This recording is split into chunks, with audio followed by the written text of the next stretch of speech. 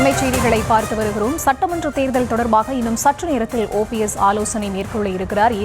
எந்த கட்சியுடன் கூட்டணி வைக்க இருப்பது என்பது தொடர்பாக இந்த ஆலோசனை கூட்டத்தில் விவாதிக்க இருப்பதாகவும் தகவல்கள் கிடைத்திருக்கின்றன. இது தொடர்பான முழுமையான விவரங்களுக்கு இணைகிறார் எமது செய்தியாளர் ராஜேஷ். அவரிடம் பேசலாம். வணக்கம் ராஜேஷ், விவரங்கள். பரிதா, வணக்கம். 2026 சட்டமன்ற தேர்தலுக்காக பல கட்சிகளும் கூட்டணி அமைப்பதில் தீவிரம் காட்டி வரக்கூடிய நிலையில் தொடர்ந்து அதிமுக பொதுச் செயலாளர் இபிஎஸ் விமர்சித்து வந்த அமமுக பொதுச் செயலாளர் டிடிவி தினகரன் கூட அந்த கூட்டணியில் இணைந்து விட்ட நிலையில் அதே கழகத்திலிருந்து வெளியே வந்த ஓபிஎஸ் மீண்டும் அந்த அணியில் அந்த கூட்டணியில் இணைவாரா என்ற ஒரு எதிர்பார்ப்பு இருந்து வருகிறது. ஓபிஎஸ் அவர்களை பொறுத்த வரையிலே அவர் தற்போது அதிமுக தொண்டர்கள் உரிமை மீட்பு கழகம் என்ற ஒரு அமைப்பை ஏற்படுத்தி அவர் செயல்பட்டு வருகிறார். அவ்வப்போது மாவட்ட செயலாளர்கள் கூட்டம், பல்வேறு நிர்வாகிகளுடனான ஆலோசனை கூட்டம் ஆகியவற்றை நடத்தி வருகிறார். ஆனால் இதுவரை தன்னுடைய நிலைப்பாடு என்ன என்பது குறித்து தெரிவிக்கவில்லை. ஏற்கனவே தை பிறந்தால் வழி பிறக்கும் என்று சொல்லியிருந்தார்.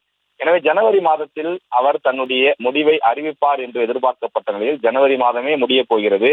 அவர் என்னதான் முடிவெடுக்கப் போகிறார் என்று பெரும் எதிர்பார்ப்பு அவரது ஆதரவாளர்கள் மத்தியிலே எழுந்திருக்கின்றது.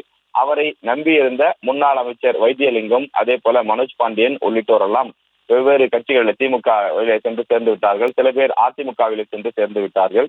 சில பேர் வெவ்வேறு இயக்கங்களுக்கு சென்று சேர்ந்து விட்டார்கள். எனவே அவரை நம்பி இருக்கக்கூடிய முக்கிய நிர்வாகிகள் எல்லாம் ஒவ்வொருவராக வெளியேறி கொண்டிருக்கக்கூடிய நிலையில் அவர் விரைவாக ஒரு கூட்டணி முடிவை எடுக்க வேண்டிய நிலைக்கு தள்ளப்பட்டிருக்கிறார். எனவே நேற்றைய தினம் பெரியகுளத்தில் ஓபிஎஸ் அவரது வீட்டிலே தங்கியிருந்த போது செய்தியாளர்கள் அவரிடம் கேட்டபோது, நான் தற்போது தேனிக்கு செல்கிறேன், அங்கு ஆலோசனை நடத்த இருக்கின்றேன், அதாவது இன்றைய தினம் ஆலோசனை நடத்த இருக்கின்றேன், அந்த ஆலோசனைக்கு பிறகு உங்களிடம் நான் பதிலை சொல்கிறேன் என்று ஒரு ஒற்றை பதிலை மட்டும் சொல்லிவிட்டு சென்றிருக்கிறார்.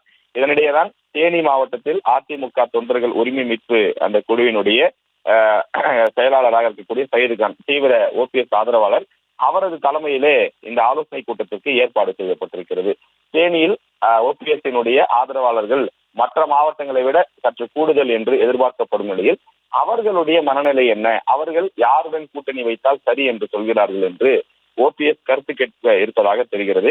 இந்த கூட்டத்திற்கு பிறகாவது ஓபிஎஸ் மௌனம் கலைத்தால் நல்லது, ஒரு முடிவை எடுத்து அறிவித்தால்தான் அது சரியாக இருக்கும் என்று சொல்கிறார்கள்.